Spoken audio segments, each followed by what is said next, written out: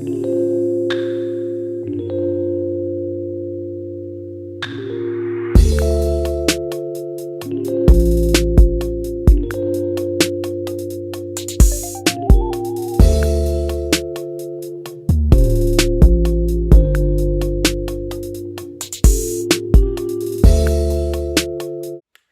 what's up, y'all? Welcome back to my channel.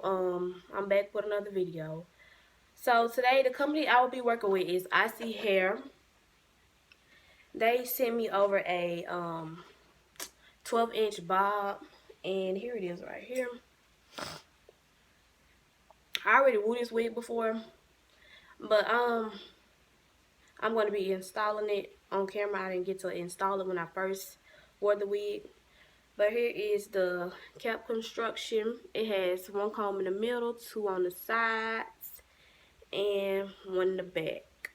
And this is a 13x4 lace front wig. It's not a it doesn't have a long parting space.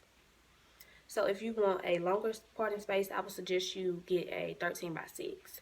But this is what they sent me, so had to work with that. So now I'm just going to be installing this wig.